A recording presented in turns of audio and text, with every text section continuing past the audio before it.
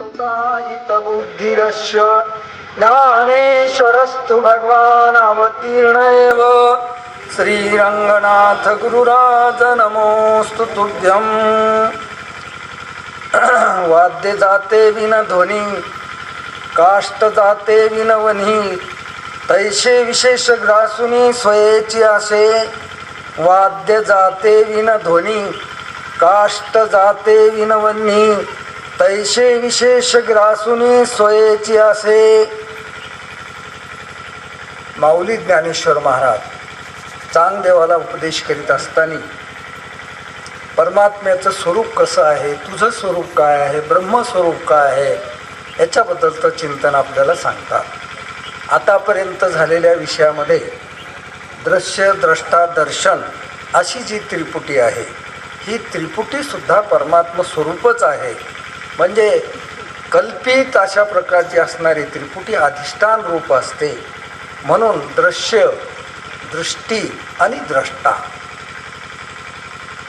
प्रथमतः चांगदेवाच्या समोर असलेलं हे विश्व, हे द्वैत त्याला दुःखाला कारणीभूत होत होतं. म्हणून ते दुःख निवृत्त करण्यासाठी द्वैताला लीन करीत होता तो, म्हणजे समाधी घेत होता. पण ज्ञानेश्वर महाराजांना उपदेश करीत असताना त्याला सांगितलं, बाबा रे, या द्वैताकडे पाहून तू जे समाधी घेतो तर हे द्वैत नाही, ही त्रिपुटीच आहे. किंवा त्रिपुटीच नाही तर त्रिपुटी कल्पित आहे, खोटी आहे. किंबहुना कल्पित वस्तू अधिष्ठान रूप असते. म्हणून सर्वत्र परमात्माच आहे असं ब्रह्मदर्शन, एक महान व्यापक अनुभूती चांगदेवाला देण्याचा ज्ञानेश्वर महाराजांनी या चांगदेव पासष्टीमध्ये प्रयत्न केला.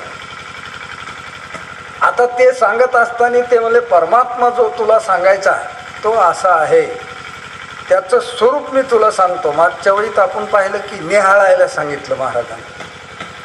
तुम्ही आपली आत्मवस्तू काय करा, निहाळा. निहाळा म्हणल्यावर तिचं स्वरूप आपल्याला लक्षात घ्यावं लागेल.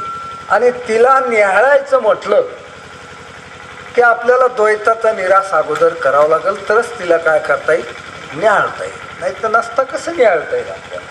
तिला निहाळायचं झालं तर आपल्या पुढे असलेलं दृश्य, दृष्टी आणि द्रष्टा हे जे द्वैत आहे हे बाजूला सारावं लागेल अगोदर, आणि नंतर मग लक्षात येईल. जसं एखाद्या पाण्यावर शेवाळ आलं म्हणजे अगोदर हातानं काय करावं लागेल, ते शेवाळ सारावं लागेल. त्यावेळेला आपल्याला पाणी पिता येईल, पाण्याचं दर्शन होईल. किंवा चंद्रावर एखाद्या वेळेला ढग आले, असे खूप आभाळ भरून आलं, सूर्य असो की चंद्र असो, आपल्याला त्या ढगामुळं त्याची प्रतीती येत नाही.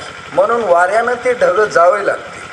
वारा आभाळाची फेडी वाचुनी सूर्यातने घडी, हाते बाबूळ झाडी तोय न करी. महाराज म्हणतात, वारा काय करतो, ढग घालितो. पण सूर्यदर्शन होण्याला उपयोगी पडतात. कशाला? सूर्य झाकलेला होता. कशानं झाकलेला होता तर ढगानं झाकलेला होता. मग ढगानं झाकलेला सूर्य आपल्याला, त्याला प्रतीतीला आपल्याला त्याची स्पष्ट रूप दिसावं असं वाटत असेल तर ते ढग गेले पाहिजे. ढग गेले पाहिजे तर ढग घालविणारा वारा बी लागतो. वारा असला की ढग निघून जातात, आणि ढग निघून गेले की सूर्याचं स्पष्ट दर्शन आपल्याला जसं होतं.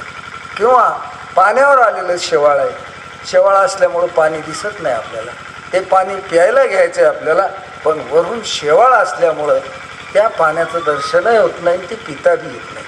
मग अगोदर काय करावं लागेल आपल्याला, आपल्या हातानंच ते शेवाळ सारावं लागेल. शेवाळ सारलं की पाण्याचं दर्शन बी होईल, आपली तहान बी वागेल, आपल्याला पाणी बी पिता येईल. पण आधी हाते बाबूळ झाडी तोय न करी. पाणी केलं आपण का पाणी होतं तिथे. सूर्य प्रकाशमान होताच बरं का, तो प्रकाशमान केला नाही, फक्त वाऱ्यानं ढग घालिले. तसं चिंतन केल्यानं, आत्मानात्म विवेक केल्यानं अनात्मा सरत असतो आणि आत्मा आपल्याला लक्षामध्ये येतो. उपाधी सरून जात असते आणि स्वरूप लक्षामध्ये येत असते.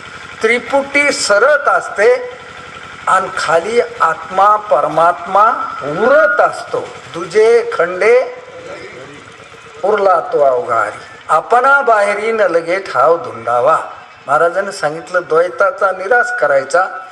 अद्वैत आपलेलं स्वरूप, आपलं जे स्वरूप आहे ते न्याहाळल्या जात असतं आणि ते एकदा न्याहाळून घेतलं की तद्रूप आपल्याला होता येत असतं. या आत्मस्वरूपाहून बाकीच्या ज्या गोष्टी आहेत ना, ह्या सगळ्या आपल्याला निराश करता येत असतं. देहाचा निराश, इंद्रियाचा निराश, प्राणाचा निराश, मनबुद्धीचा निराश. देहाच्या निराशे माझी ऐशी काया, देहाच्या कोण्या? एकाच देहाच्या नाही, स्थूल देहाच्या, सूक्ष्म देहाच्या, कारण देहाच्या, तिन्ही देहाचा निराश करून देहाच्या निराशे पाविजे या ठाया. कोण्या ठायाला जायचं आपल्याला? कोण्या ठिकाणी जायचे? आपल्या आपल्या स्वरूप स्थितीवर अशा प्रकारचं जायचं. मग स्वरूप स्थितीवर जाण्यासाठी तीन देहाचं काय करावं लागेल आपल्याला? आता हे निराश कसा होईल? निराश करायचं का नाश करायचा आहे? नाश होतच नसतो. कल्पित वस्तूचा नाश होतच नसतो. कल्पित वस्तू फक्त अधिष्ठानाला काही काळ झाकीत असते. अधिष्ठानाला काही काळ ती काय करीत असते? झाकीत असते. आता वास्तविक झाकायला स्वयंप्रकाश आत्म्याला हे परप्रकाश असलेली किंवा कल्पित असलेली वस्तू झाकू बी शकत नाही. कारण ती कल्पित आहे वस्तू म्हणून दिसली, ती ज्याच्या प्रकाशाने दिसली तो झाकलेला. आता आपल्याला देह दिसला, समजा देह दिसला तर देहामुळे दिसला का? दिसला नाही का? मग कोणी म्हणेल इंद्रियामुळं दिसला.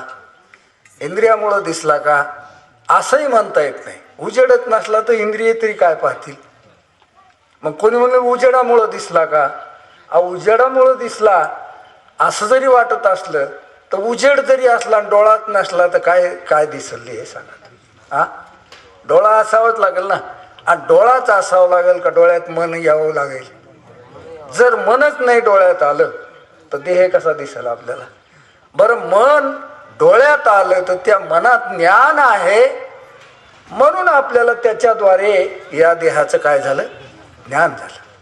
मग नुसतं मनच असतं समजा, त्याच्यात जर ज्ञान नसतं, आभास नसता, प्रतिबिंब नसतं, त्याच्यामध्ये चैतन्य जर प्रगट नसतं त्याच्यात, तर पुढचं ज्ञान देहाचं झालंच नसतं आपल्याला. ज्या अर्थी देहाचं ज्ञान झालंय मनात झालंय, पण मनाला न होता मनात जे काही आभास आहे त्या आभासाला अशा प्रकारचं काय झालंय?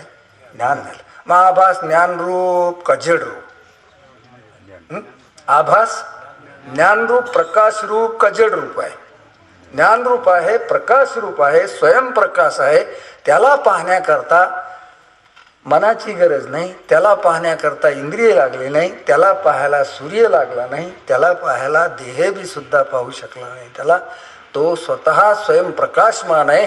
नवे नवे सगळ्या वस्तू त्याच्यामुळं दिसल्या, तो त्याच्यामुळंच दिसला आणि सगळ्या वस्तू तरी त्याच्यामुळे दिसला. याला स्वयंप्रकाश अशा प्रकारचं म्हणा. तेरी तर मेरी आणि मेरी बी मेरी. काय? तेरी तर तेरी नाही, तेरी बी मेरी आणि मेरी तर मेरी. माझं तर माझंच, पण तुझं सुद्धा म्हणायचं काम नाही, ते बी माझंच आहे. तसं हे दिसायला लागलं. ही चैतन्याची शोभा अशा प्रकारची. परमात्मा ज्ञानस्वरूप आहे, प्रकाश रूप आहे, आपलं आत्मस्वरूप प्रकाश रूप आहे. म्हणून या जड वस्तूचं प्रकाशन व्हायला लागलेलं आहे. म्हणून याचं प्रकाशन होण्याला कारण बी आपणच, आणि आपलं प्रकाशन होण्याला कारण बी काय?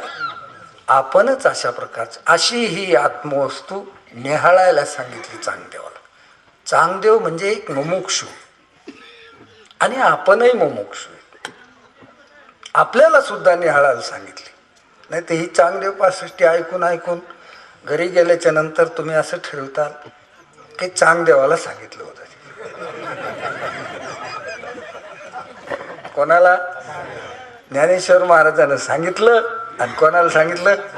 चांगदेवाला सांगितलं. आणि आम्ही तिथं हजर होतो. आम्ही हजर होतो, उपस्थिती लावली होती आम्ही तिथं, पण ते त्या दोघांचं चाललं होतं, कोणाकोणाचं, चांगदेवाचं आणि ज्ञानेश्वर महाराजाचं चाललेलं होतं ना, आम्ही ते ऐकत होतो बस. असं तिर्याईत होऊन राहतात, बाजूची उपस्थिती दाखवताल तिथं, तर यानं काही फायदा होणार नाही. आपल्याला हे सगळे ग्रंथ जे श्रवण करायचेत ना, हे आपल्याला लावून घ्यायसाठी करायचे. हे चांगदेवाला लागले होते, त्यानं लावून बी घेतले, तो कृतार्थ बी झाला.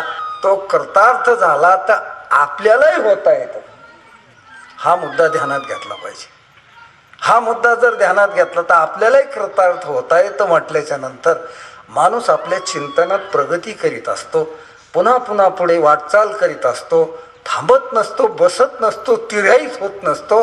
हे आपल्यासाठी आहे असं त्याच्या लक्षामध्ये येत असतं. जोपर्यंत आपण आपल्याशी हे लावून घेत नाहीत तोपर्यंत परमार्थात सांगितलेल्या युक्त्या, उपपत्त्या, काय जे सिद्धांत ते आपल्या उपयोगात होतच नाहीत. कारण कोणी म्हणेल बा ही गीता सांगितली, कोणाला सांगितली, भगवंतानं सांगितली आणि अर्जुनाला सांगितली. झालं विषय काय झाला, अर्जुनाचा आणि भगवंताचा संवाद झाला. श्रीकृष्ण अर्जुन संवादे. आपलं काहीच नाही त्याच्यामध्ये, आपण तिराईतच राहिलो. समजा आता हे चांगदेव 65 सांगितली, ज्ञानेश्वर महाराजांनी सांगितली, 65 वया सांगितल्या, चांगदेव कृतार्थ सुद्धा झाला. आपण ऐकून मोकळे झालो. समजा त्यांचा दोघांचा संवाद आपण काहीच लावून जर नाही घेतलं तर आपल्याला याचा काही उपयोग होत नाही. मग हे आपल्या पुढे जे मांडले हे बोधपत्र आहे.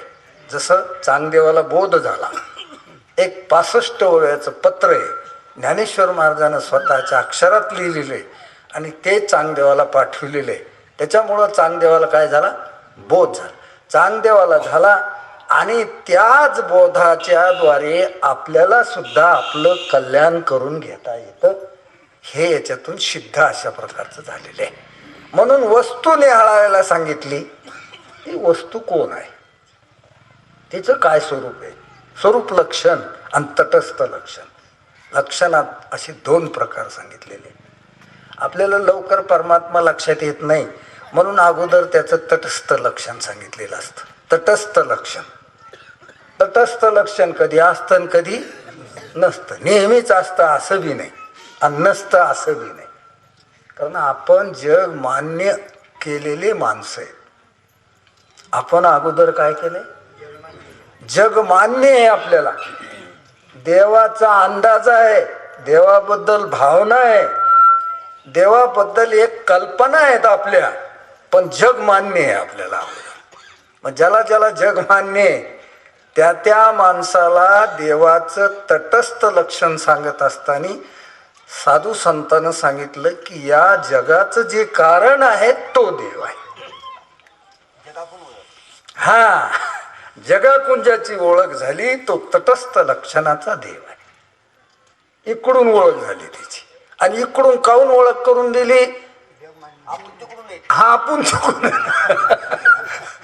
आपण तिकून आहेत म्हणून त्याने तशी ओळख करून दिली. आपण जर देवाकुण असतो तर मग याची ओळख करून द्यायची काही हे सिद्धच नसतं झालं तर मग याची काय ओळख. आपण इकून आहेत, जगाकून आहेत, जगाकून आहेत म्हणून त्यांनी सांगितलं जग कार्य आहे, याचं जो कारण आहे तो कोण आहे, ईश्वर आहे, तो देव आहे. म्हणजे हे तटस्थ लक्षण अगोदर सांगितलं. तटस्थ हे ध्यान विटेवर असं बी सांगितलं. हे विटेवर उभं असलेलं पांडुरंगाचं जे स्वरूप आहे, हे देवाचं जे स्वरूप आहे, हे जगाचं कारण आहे. म्हणून चौवेदी जाण साई शास्त्री कारण 18 पुराणे हरीशी गाती.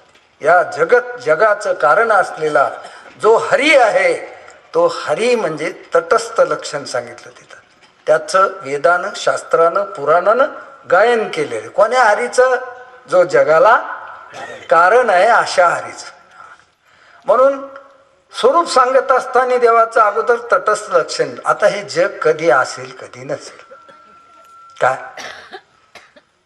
कधी असेल कधी नसेल, नेहमीच असेल असा काही नियम असू शकत नाही. जागृतीत असेल तर स्वप्नात नसेल, स्वप्नात असेल तर सुषुप्तीत नसेल, मूर्छेत नसेल, समाधीत नसेल, बाद निश्चय झाला तरी ते राहत नाही. अशा प्रकारचं ते कधी असतं आणि कधी नसतं. पण जेव्हा जेव्हा ते असतं तर त्याचं कारण तो दे असं लक्षात घ्यायचं. ते स्वतंत्र नाही. कार्यावरून कारणाची काय केली कल्पना अशा प्रकारची केली. मही, अंबू, तेज, मारुत, गगन, जगा, बीज रूपाची ओलपून महद मायेचे हा अनादि कारण आणि देवत्रयाशी मूळ अधिष्ठान. किंवा महाराजांनी सांगितलं जयापासून मही मंडळ हे झाले. कुठून कुठपर्यंत झालं? मही म्हणजे पृथ्वी, पाणी, अग्नी, वारा, आकाश हे पाच भूत ज्याच्यापासून निर्माण झाले तो देव. तो देव म्हणजे तटस्थ लक्षणाचा देव. आता हे पाच भूत कधी असतील कधी नसतील. मग म्हणले त्या देवाचं काय झालं? जेव्हा जेव्हा हे असते तेव्हा तेव्हा त्याचं कारण तो देव मानलेला असतो. जसं एखाद्या संकेत केला असा एक माणूस परगावचा गावात आला आणि त्याने विचारलं का हो सरपंचाचं घर कुठे आहे? दुसऱ्या एका गावातल्या माणसानं सांगितलं कावळा बसलेलं घर सरपंचाचं आहे. त्या अंटिन्यावर जो कावळा बसलेला आहे म्हणले ते घर कोणाचं आहे? सरपंच. असं लांबून दाखवून दिलं त्यानं. तो कशाला नेऊन घालील तिथं? त्यानं लांबूनच दाखवून दिलं. लांबून दाखवून दिलं. हा माणूस तिथं पोहोचीपर्यंत कावळा राहिला नाही. कावळा काय नेहमीच असतो काय? गेला उडून तो. पण ओळख काय झाली? त्या अंटिन्याची ओळख झाली, त्या घराची ओळख झाली. त्या कावळ्यावरून कशाची ओळख झाली? तसं कोणता देव? या जगाला कारण असलेला देव. आता हे जग कधी असेल कधी नसेल, पण त्या घराची मात्र ओळख झाली. तसं त्या तटस्थ लक्षणाच्या देवाची आपल्याला प्रथमता ओळख झाली. कारण आपण जगाकडून पाहणारे माणसं आहेत. आपल्याला अगोदर जग मान्य आहे. म्हणून या जगाचं कारण तुम्हाला जगावून उठवायचे. कशावर? ज्याच्यात तुम्ही बसलेले आहेत मांड्या घालून, अगदी कंबर बांधून, अगदी मन लावून, ज्याच्यात आपण अगदी बसलो मुठमोगरी घेऊन बसल्यासारखे, तिथून उठवायचे तुम्हाला. तिथून उठवायचं तर मग जगत कारण देव आहे. आता जग जर राहिलंच नाही म्हटलं तर त्याला कारण म्हणायचं बी. मग स्वरूप लक्षणाचा देव. मग काय त्याचं स्वरूप? मग कुठं कुठं सांगितलं सत्य ज्ञानानंत गगनाचे नाही रूप वर्ण, किंवा आयुष्याच्या साधने सच्चिदानंद एवढा अधिकार नारायणे मनुष्य देहीचे ज्ञाने सच्चिदानंद पद दास विठोबाचे. सच्चिदानंद पद हे त्याचं स्वरूप लक्षण अशा प्रकारचं आहे. मग आता वस्तू निहाळायची आपल्याला. चांगदेवाच्या उपदेशाप्रमाणे जर पाहिलं तर आपल्याला सगळ्याला काय निहाळायला सांगितलं? आता देह सहज दिसायला आपल्याला, इंद्रिय ज्याला ज्याला असतील त्याला देह दिसतो, आहे का नाही? मग देह दिसतो इंद्रियाच्या द्वारे दिसतो. कुठं दिसतो? तर अंतःकरणात दिसतो. काय? कुठं दिसला? कोण? देह दिसला. कशाने दिसला? काय दिसतं? कशाने दिसतं? कुठं दिसतं आणि कोणाला दिसतं? अशा ह्या चार गोष्टी. दिसतं का नाही दिसत याच्यात वाद नाही कोणाचा. दिसतं. कुठं दिसतं? अंतःकरणात दिसतं. कशाने दिसतं? इंद्रियात दिसतं. आणि कोणाला दिसतं?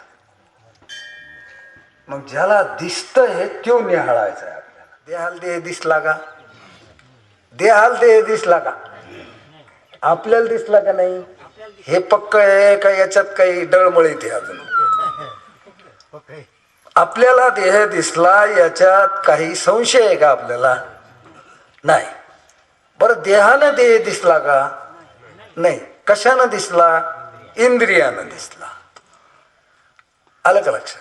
बरं इंद्रियानं दिसला तर इंद्रियानं दिसला का इंद्रियाच्या द्वारे दिसला का इंद्रियाला दिसला? इंद्रियाच्या द्वारे दिसला.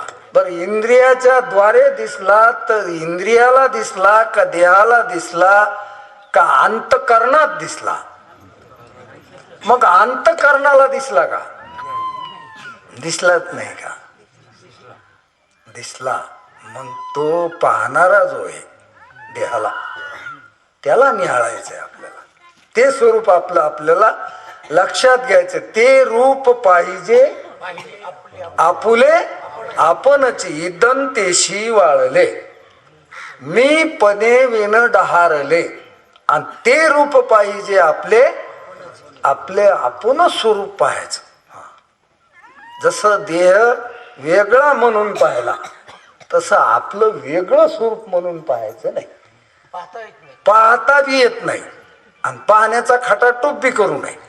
हो, म्हणजे मग आहेच कशाहून? जर ते दिसत नसेल, जर पाहता येत नसेल तर आहेच कशाहून?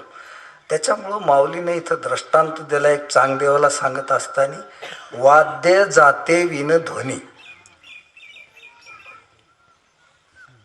आपण वाद्य वाजविले समजा, मग त्याच्यातून ध्वनी निर्माण होतो. काय वाजविले की? मग वाद्य वाजविल्यावर ध्वनी निर्माण होतो हे सगळ्याला माहिती. पण नाही वाजविले तरी बी ध्वनी असतो म्हणून निर्माण होतो का नसतो म्हणून निर्माण होतो?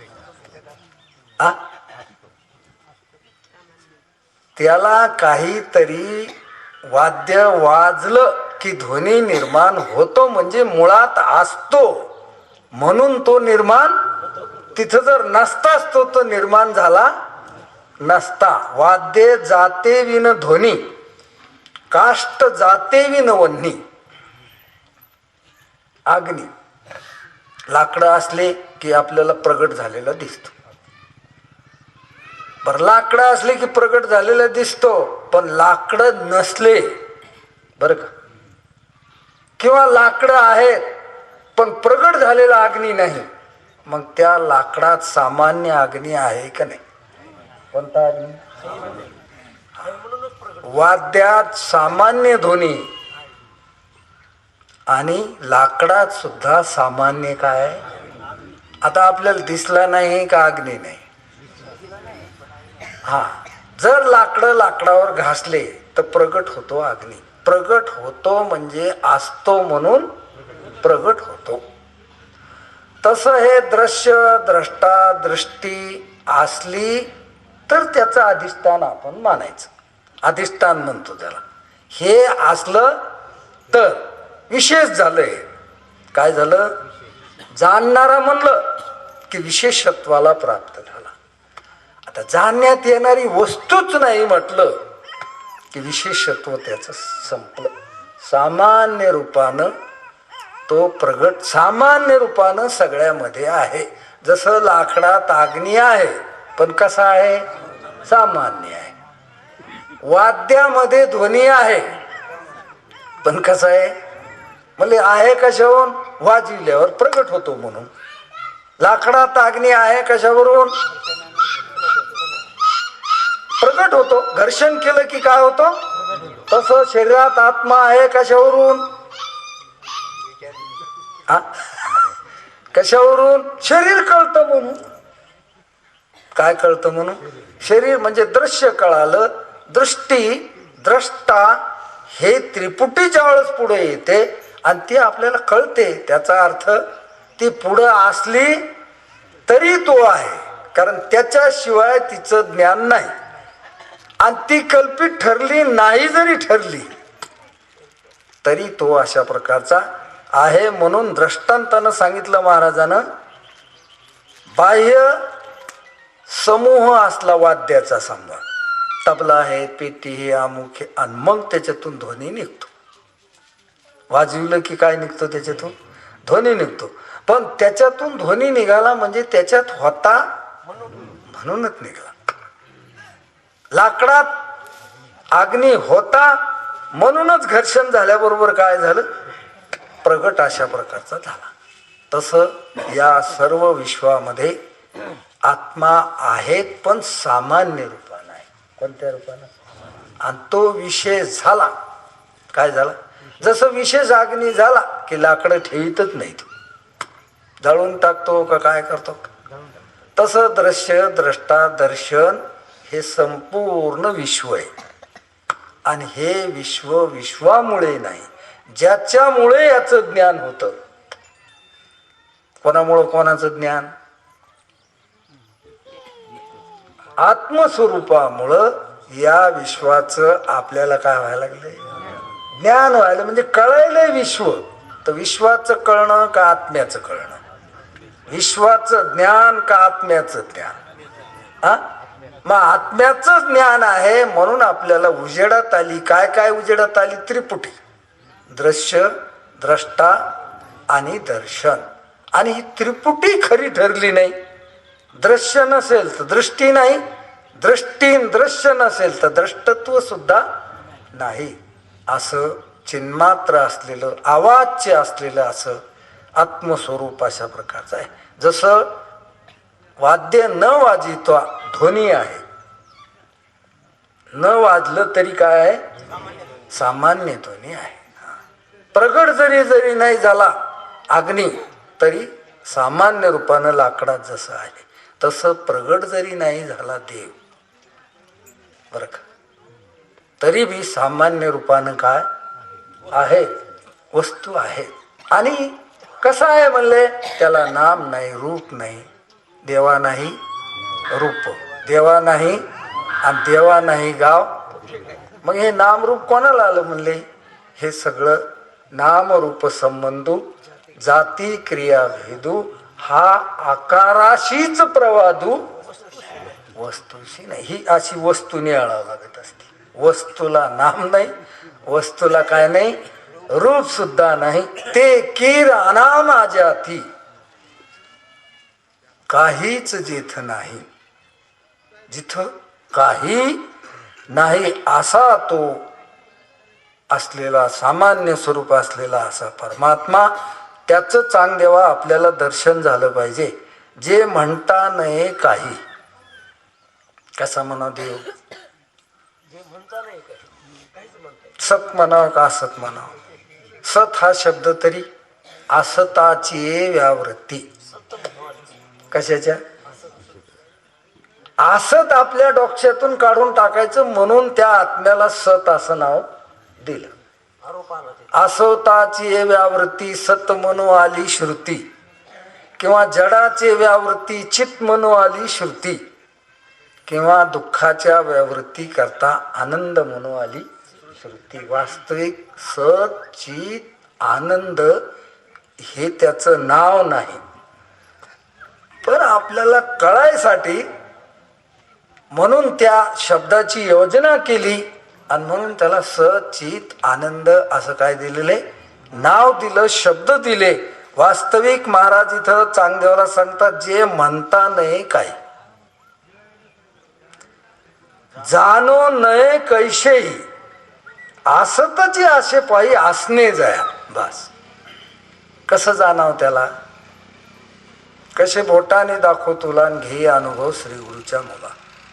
बोटानं दाखवता येण्यासारखी गोष्ट नाही आणि दाखविण्याची गरज बी नाही अशा प्रकारची. त्या स्वरूपाच्या ठिकाणी असं आहे की जाणायला गेलं तर जाणतेपणाच हरपून जातो. जाणो जाता गेलो जाणायला आपण, जाणीव नेणीव भगवंती नाही. हरिउच्चारणी पाही मोक्ष सता.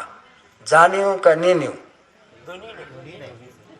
नेणीव जिथं नाही तिथं जाणीव बी म्हणायचं काय पडत नाही, काम पडत नाही. म्हणून नेहाळायचं सांगितलं आता आहे. वस्तूची जाणो जाता जाणण्याची वस्तू तत्वता. हा, काहीचा उरे जाणतेपणा उरत नाही, जाणणं उरत नाही, काहीच उरत नाही. जे जाणणे याचे की ठाई नेणणे कीर नाही. आत्मस्वरूप आपण म्हणून जाणणार आहे. जाणणार आहे म्हणल्यावर नेणं आहे का त्याच्या ठिकाणी? अज्ञान नाही, परी जाणणे म्हणून या जाणणे कायचे. असं आपण म्हणतो ना, जाणणे नवीन उरले जाणते जे, जाणतेपणा वाचून जे उरलं. आता ज्या वेळेस द्वैत असतं, एक जाणण्यात आलं, एक जाणणार आहे, असा विचार करतो आपण. कारण तसा विचार केल्याशिवाय, आपल्याला असा विवेक केल्याशिवाय आपण त्या परमात्म स्वरूपापर्यंत पोहोचणं अवघड होतं. म्हणून आत्मानात्म विवेक करीत असताना देवानं सुद्धा सांगितलं ना भगवद्गीतेत, क्षेत्र आणि क्षेत्रज्ञाते. आणि दोन्ही वेगवेगळे, त्याचे लक्षण वेगळे सांगितले. क्षेत्र क्षेत्रज्ञ, क्षेत्र जाणण्यात आलं, कशात आलं ते क्षेत्र. मग काय काय जाणण्यात आलं, लावा हिशोब. त्याचा जर विचार केला तर त्याचं उत्तर एकच की खोट्यात किती प्रकार सांगितले, तर काही अडचण येण्याचं काम कशाची, खोट्याची काही अडचण येण्याची काम नाही. लहान लेकराला एखाद्याला खोटी 1000ची नोट दिली काय आणि खोटी 500ची दिली काय,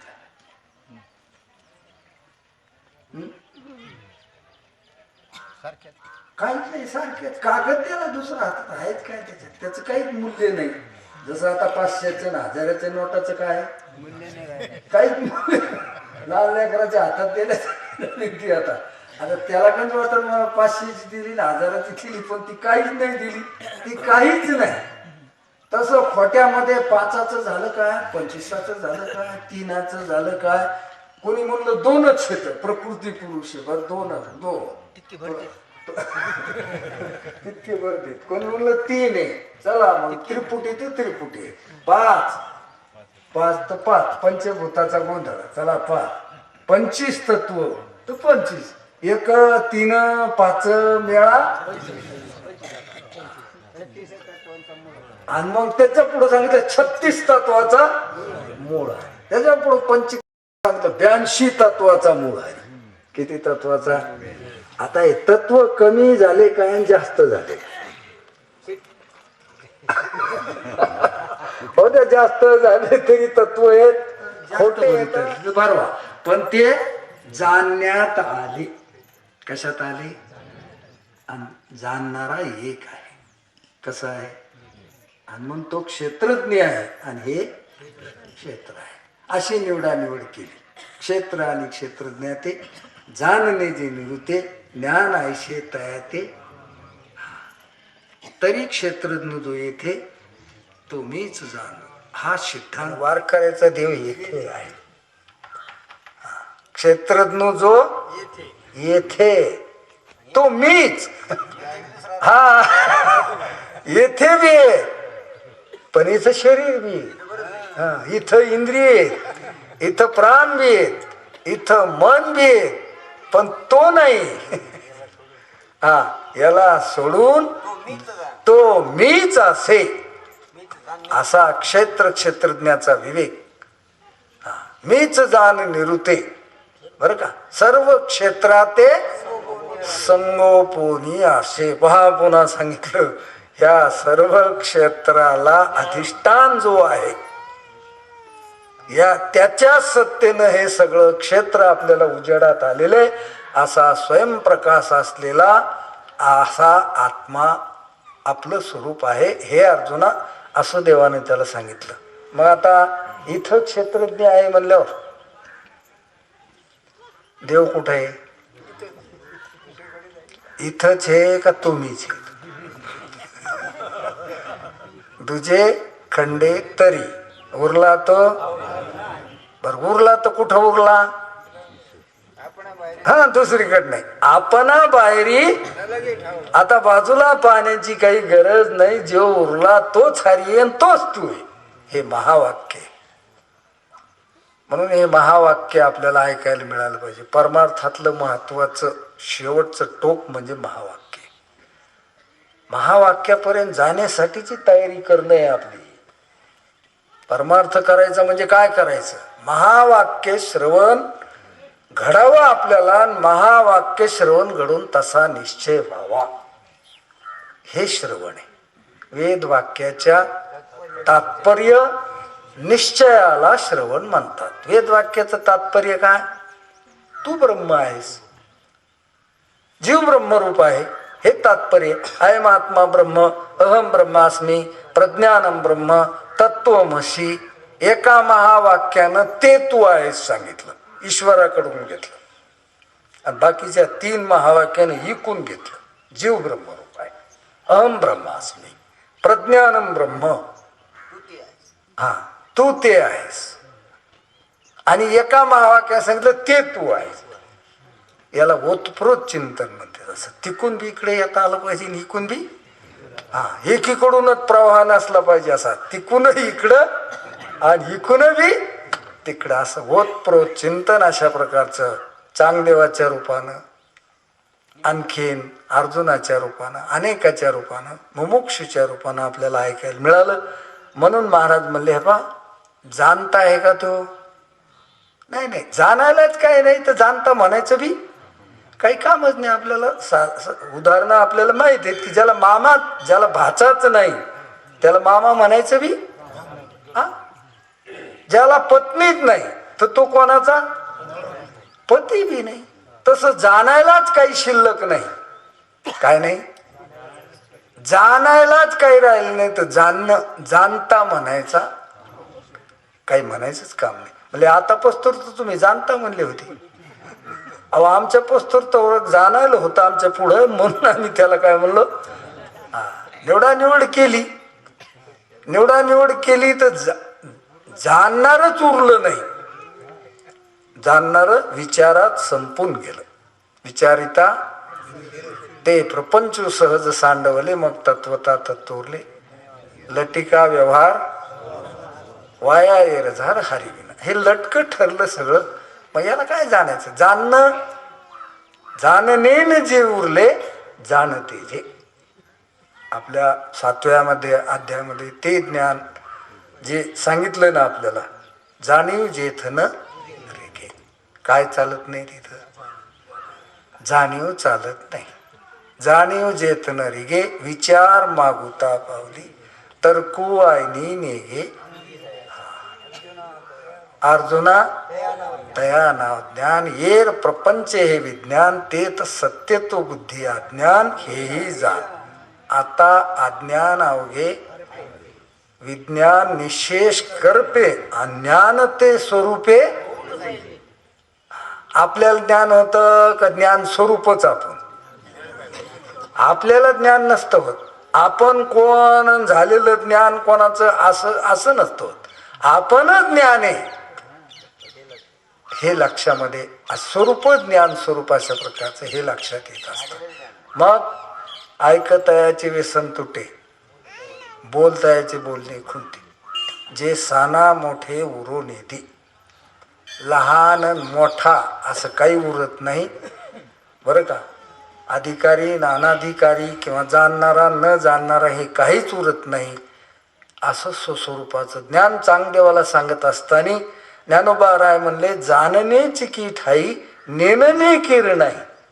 आता अज्ञानच नाही तर ज्ञान म्हणायचं काही? अज्ञानाचे सापेक्ष ज्ञान म्हणतो. जाणण्यात येणाऱ्याच्या सापेक्ष आपण काय म्हणतो? जाणणारा म्हणतो. परी जाणणे म्हणून या, जाणणे म्हणून याही जाणणे जे. वास्तविक जाणणं म्हणायचं सुद्धा काम राहिलं नाही, तरी बी जाणणं स्वरूप आहेच तो, असं लक्षात. ज्ञानदेव म्हणे भजा आत्मदेवा. असा आत्मा भजा, त्याला निहाळा आणि तद्रूप व्हा. बस तिथं काय नाही राहिलं. द्वैत कोणत्याच प्रकारचं दृश्य राहिलं का? नाही. दृष्टी आहे का? दृश्यच नाही. तर दृष्टी बी नाही. दृष्टी दृश्य नाही, द्रष्टाय म्हणायचं काही काम अशा प्रकारचं नाही. आता पस्तोर आपण विवेकानं निवडानिवड करीत होतो. निवडानिवड करून आपण एक आत्मस्वरूप ध्यानात घेतलं. आत्मस्वरूप ध्यानात घ्यायला गेलो तर हे बाधित झालं. हे कसं ठरलं? हे खोटं ठरलं. पाहत या विचारानं काय केलं? आपल्याला देवापस्तोर नेऊन घातलं आणि विचार संपून गेला. काय गेला? विचार संपून गेला. तो असा कायम राहिला नाही. किंचित बी फुनफुन नाही राहिली. मग काहीच नाही राहिलं. विचार विचार संपून गेला. विचाराशिवाय जग संपलं नाही. जग संपलं विचारानं संपलं, पण पुढं विचारही करायचं काम राहिलं नाही. म्हणून जाणणेनं जे उरले जाणते, जे जाणतेपणा सुद्धा टाकावा लागतो. अशी स्वरूप स्थिती चांगदेवाला सांगत असताना महाराज म्हणले, हे आपलं स्वरूप आहे, ते वस्तू न्याळ या लागी मौनेची बोली जे. आता कसं बोलावं? दास गुरुजी सांगत होते, देव म्हणलं की बोलू देत नाही आणि बोलत बी नाही. त्याचं नाव काय? बोललं की देव नाही. काय नाही? बोललं बोलणं बी आणि बोलू बी देईन, बस. तेव्हा बोलत नाही आणि कोणी बोलायला गेलं तर त्याच्याबद्दल तो बोलू देत नाही. वाणीचा विषयच नाही. परा पश्यंती मध्यमा वैखरी चारी वाण्या खुंटल्या वेदचारी बोल बोलाची सच्चिदानंद म्हणणे गेले, काहीच म्हणता येत नाही. आता हे सगळं म्हणणं अलीकडच हे सगळं आहे. वाण्या अलीकड्यात, चार देह अलीकडे, सगळा व्यवहार अलीकडात, आणि अलीकड्यात खोट्याच जमतं. एकूण एखादा समजा त्याचे नाते एकूण कशी जमतेल का नाही जमते. पारमार्थिक सत्तेतल्या परमात्म्याशी आत्म्याशी व्यावहारिक किंवा प्रातिभाषिक सत्तेतल्या पदार्थाचा संबंध होणं शक्यच नाही. आमची दृष्टी सृष्टीच नाही. वा, काय म्हणतात माऊली? आमची दृष्टी सृष्टीच नाही, तर जाणतेपणा कशाचा, ज्ञान कशाचं, आणि सच्चिदानंद म्हणणे आमच्या दृष्टीत सृष्टीच नाही. अशी दृष्टी आपल्याला प्राप्त होत असते चांगदेवपासष्टी ऐकत असताना. आणि ही दृष्टी प्राप्त झाली आपल्याला की ती नुसती वस्तू निहाळायची, बाकी काही अशा प्रकारचं शिल्लक राहत नाही. द्वैत संपलं. दुजे खंडे तरी दुजे राहिलंच नाही. द्वैताची झाडून गेलं. द्वैत कसं गेलं? झाडून गेलं. एरवी द्वैत जातं महाराज, पण झाडून जात नाही. जात कधी मध्ये जात. ते झोप लागली तुम्हाला, झोप लागली की हे दिसणारं द्वैत झाडून गेलं का? हा, कार्य द्वैत गेलं, पण कारण द्वैत मग झाडून नाही गेलं. तसं हे मूर्छेत द्वैत जात, पण झाडून नाही गेलं. समाधीत बी द्वैत जात होतं चांगदेवाच्या, पण झाडून गेलं नव्हतं.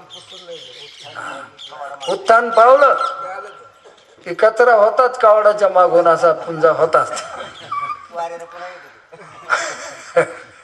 म्हणून महाराजाला सांगायचे की द्वैताची झाडून, अशा प्रकारचं द्वैताची झाडणी गुरुविने ज्ञान त्या कैचे कीर्तन.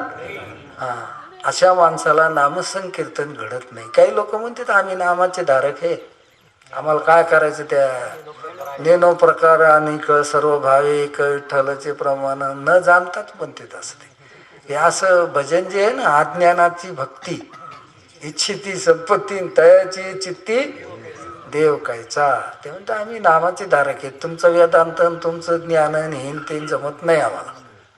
ते घेत नाहीत. आम्ही शिष्ट आहेत तुम्ही लोक, घटपट करीत बसता, फलान करीत बसता. असं आम्हाला घटन पटन काही घेणं देणं नाही. आम्हाला नाम पाहिजे, नामाचे धारक आहे. पण महाराजांना पुन्हा त्याला टोला द्यायला ठेवून त्या कायचे कीर्तन द्वैताची गुरुविन ज्ञान त्या कैचे कीर्तन. अरे कशाचं नामस्मरण घडतं म्हणले? नामस्मरण घडलं पाहिजे का केलं पाहिजे? करण्याला काय अर्थ आहे? केलं आणि काहीच नाही घडलं. घडलं पाहिजे ना. तीर्थ केले पाहिजे का घडले पाहिजे? आपलं म्हणतात ना, मन में चंगा तर काठोट में गंगा. घडलं तीर्थ, त्याला गंगाला जायचं बी काम नाही. वाच्य म्हणता गंगा गंगा सकळ पापी जाती भंगा. घड आहे का नाही?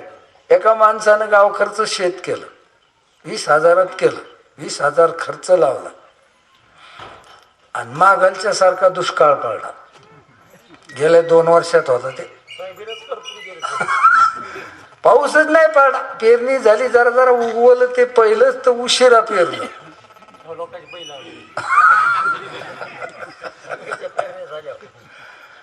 तर 20,000 केलं ठोक्यानं. 20,000 खर्च केला, 40,000 लावले आणि 10,000 बी नाही निघले त्याच्यातून. वाळून गेलं, करपून गेलं, काहीच नाही निघलं. मग आता केलं नाही का घडलं नाही? केलं पण तसं परमार्थ केला म्हणले आम्ही. केल्याला काही महत्व नाही. त्या कैचे कीर्तन घडे नामी. नामसंकीर्तन त्याला घडत नाही. म्हणून द्वैताची झाडणी. मग काय करा? या लागी मौनेची बोली. जे कसं बोलायचं? एक दृष्टांत दिलाय माऊलीनं ज्ञानेश्वरीमध्ये. एक नवीन लग्न झालेली मुलगी, ती सासर घरी नांदली आणि दिवाळीला आपल्या बापाच्या घरी गेली, माहेरी गेली. माहेरी गेल्याच्या नंतर पहिलीच दिवाळी असल्यामुळं सासऱ्यानं सांगितलं त्या जावायला, जावाई ह्या म्हणले, पहिलीच दिवाळी, कपडे लत्ते काहीतरी तुम्हाला करायचंय, गोडधोड खाऊ घालायचंय. म्हणून यानं आपली इंडिका काढली अशी कार आणि 2-3 मित्र घेतले सगळं.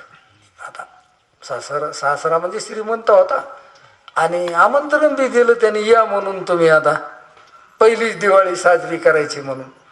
म्हणून याला वाटलं मी एकटा काय जाऊ, म्हणून 2-3 मित्र घेतले याला संग. गेले तिथं गेल्याच्या नंतर बैठकीत बसले. हे झाले. बैठकीत बसल्यावर काही त्या मुलीच्या सोबतीने होत्या आणि एक खिडकी होती अशी बैठकीला. त्या मुलीच्या सोबतीनीला अशी उत्सुकता होती की हिचा नवरा कोणता आहे. आता ते 4 जण बसलेले होते तिथं. आता या पोरीला अशी चुटपुट लागलेली की तिचा नवरा कोणता. ते सगळे तरुण माणसं, लग्नात काही एवढं ध्यानात आलेलं नव्हतं. त्या नांदायला गेल्या, ही नांदायला गेलेली होती आणि दिवाळीला त्या बी आल्या आणि ह्या बी आल्या. आणि मग त्याची ते खिडकीच्या आतून चालली चर्चा, नवरा कोणता आहे. ती कशाला बोलती? नवरा असा सांगणं म्हणजे तसं नसतं बाईचं काम.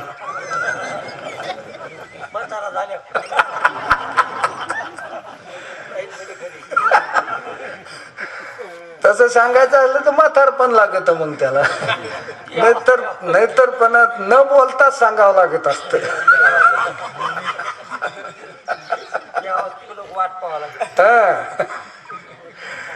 नवरा बायको जर बोलतच राहिले ना तर ते नवरा बायकोच नाही राहिले. मग ते नवरा बायकोच नाही राहिले, मग ते सोबती झाले. समजा मित्र दोस्त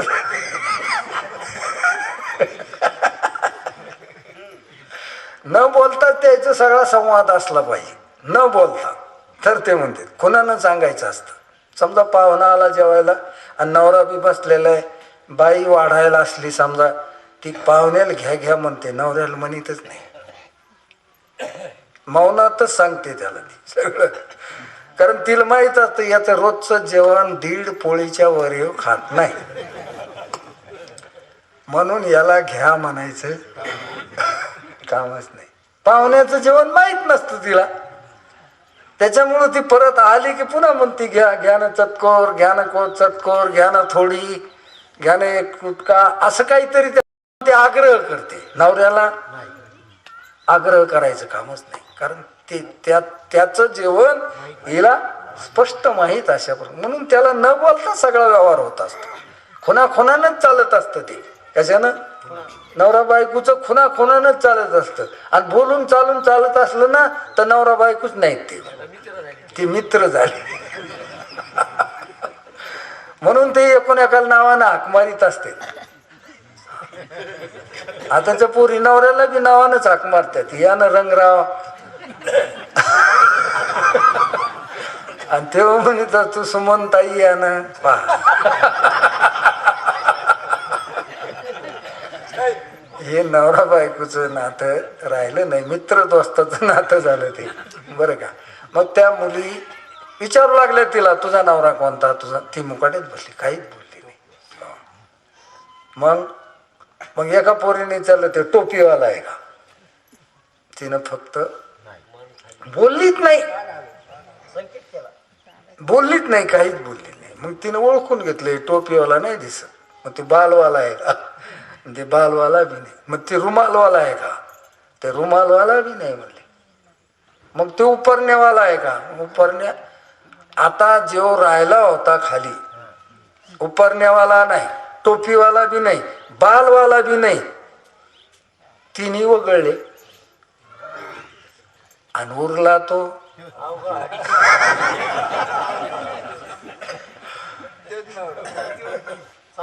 सांगायचं काम पडलं नाही. शब्द न वापरता ज्ञान करून दिलं. मौनात सांगून दिलं का बोलून सांगून दिलं? हा, शब्दा वाचून संवाद झाला, मौनात सांगून दिलं.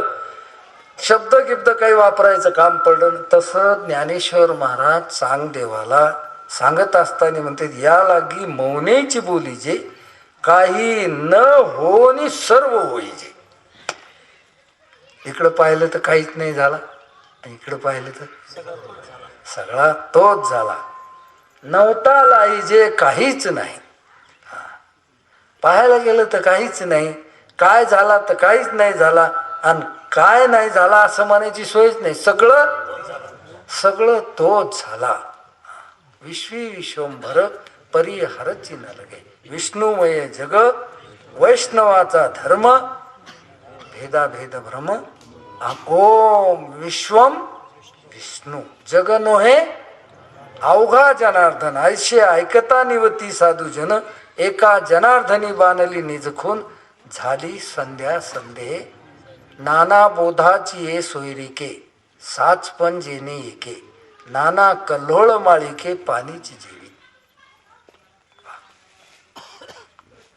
कल्होळ झाले पाण्यावर असे तरंगाचे. नाना खूप लाटा निर्माण झाली. पण खूप लाटा आहे का एकच पाणी? तसं नाना प्रकारचा बोध होत असेल आपल्याला. हे पदार्थ, ते पदार्थ, हे जीव आहेत, हे ईश्वर आहे, हे जड आहेत, हे काय, हे जीव आहेत, हे ईश्वर आहेत, असं नाना प्रकारचा जरी बोध वेगवेगळ्या रूपाने जरी होत असेल, पण साच पण जेणे एके. पण खरं तिथं काय एकच आहे. नानात्व कोणत्याही प्रकारचं, नाना प्रकारचं ज्ञान होत असेल. विषयाचं ज्ञान आहे, वृत्तीचं ज्ञान आहे, इंद्रियाचं ज्ञान आहे, देहाचं सुद्धा काय. आता पहा तुम्ही, वेगवेगळे ज्ञान होतील का नाही? विषयाचं ज्ञान देहासारखं नाही. विषयाचं ज्ञान शब्द, स्पर्श, रूप, रस, गंध, हे 5 विषय कळाले ना. पण जसा देह कळाला तसे नाही कळाले. त्याचं वेगळं ज्ञान, देहाचं वेगळं. देहासारखं इंद्रियाचं नाही, ज्ञानच ना. आणि इंद्रियासारखं मनाचं नाही, मनासारखं प्राणाचं नाही. मग आता हे ज्ञान बोध जरी वेगवेगळा झाला या सगळ्या गोष्टीचा, तरी हा झालेला जो बोध आहे, नाना बोधाची सोयरिके, साच पण जेणे एके. पण खरं एकच ज्ञान आहे. बाकीचे सगळे ज्ञान जे येतं ते खोटे अशा प्रकारचे. तसं नाना कल्होळ म्हणजे नाना लाटा, अनंत लाटा जरी निर्माण झाल्या, तर पाणी जसं काय, तसं हे विश्व अनंत रूपानं जरी, अनंत रूपे देखिले म्या बाप रखमा देवरू खून. मग आता सांगा तुम्ही, भेदच नाही राहिला, द्वैतच नाही राहिलं, तर दुःखाचा प्रश्नच नाही राहिला. मग आता हे जीवनमुक्तीचं जीवन आहे. हे जीवनमुक्तीचं जीवन जगत असताना टेन्शन, ताणन, भेदाभेदन, लहान मोठेन, गर्वन, ताठान, अभिमानन, अहंकारन, ह्या गोष्टी सगळ्या विलीन झाल्या, संपल्या. आणि जर संपल्या असत्या तर कळालं तुम्हाला, तरच जीवनमुक्त. काही ताठा राहिला असला, काही अहंकार राहिला असला, मला बोललेच नाही, मला म्हणलेच नाही पुढे या, नावच घेतलं नाही, फलानच नाही, असं जर असल तर अजून किंचित उरली, पण उरली तिथं. म्हणून साधक जे असतात त्याला महाराज म्हणतात विधी मुखानं देव सांगत नाहीत, निषेध मुखानं देवाचं ज्ञान करून देत. नेती श्रुती काय म्हणली? देह आत्मा नाही. पहा, श्रुती म्हणली देह आत्मा नाही, इंद्रिय आत्मा नाही, प्राण आत्मा, मन आत्मा नाही. आणि आत्मा सांगायचं काम राहिलेला पडलं. राहिलेला जो आत्मा आहे तो आहे, सांगायचं काम हे नाही. इतकं सांगितलं. जसं बाई उभ्या जाऊन पाहुण्याला असं दाखवित नाही की ह्यो महानावर आहे. नाही नाही नाही, असा उद्धटपणा उद्धटपणा झाला एक, नाही तर मग पागलपणा झालाय. काय कधी कधी उद्धटपणा, लाजत नाहीत बाया, काय नाही, पुढे जाते. आता तर 50% अधिकारच हे समजा. आता या आमच्या खेड्यातल्या बाया तरी माग बसल्यात माणसाच्या. शहरातल्या बाया असते तर त्यानं तक्रार केली असती, अर्धे माणसं इकून बसा, अर्धे माणसं इकून बसते. 50% अधिकार आहे. आता इकडं बसा. काही काही गावात आम्ही कीर्तनाला यायला त्याला जातो, सगळ्या बायाचाच मेळा असतो आमच्या पुढं. माणसं लांब बसलेली, जशी धरून आणली चोट्ट्यासारखे धरून आणलेले, ते तिकडेच बसलेले असते बाजूला. आताच गेलतो मी या गावाला कीर्तनाला, तिथंच पाहिलं सगळा बायाचा मेळा. काय सांगावं काय नाही सांगावं काही समजत नाही. माणसाला वाटतं नसतो आलो या गावाला कीर्तन. पण काही काही कीर्तन करायला पैशामुळं काय वाटत नाही, त्याला पैसे लय मोठे मिळते. काही ना का सांगणं होत नाही, काही का सांगणं होत नाही. वास्तविक आता आपल्याला आपल्याशी संवाद करणारे माणसं सापडले म्हणजे आनंद होतो आपल्याला. पैसे आणल्याचा प्रश्न गहू नये, पण आपल्याशी 2 तास चर्चा करीत असताना आनंद झाला, हे काही पैशात मोजण्यासारखा नसतो. पैसा हा गहू नाही, लागत नाही अशातला भाग नाही, जायला लागतो. पण जो आनंद झाला तो काही विशेष अशा प्रकारचा आहे. आता इथं चर्चा करीत असताना आनंदच झाला नाही. आम्ही काय बोललो ते तुम्हाला कळालं नाही, आणि तुम्हाला काय पाहिजे होतं ते आम्हाला सांगता आलं नाही.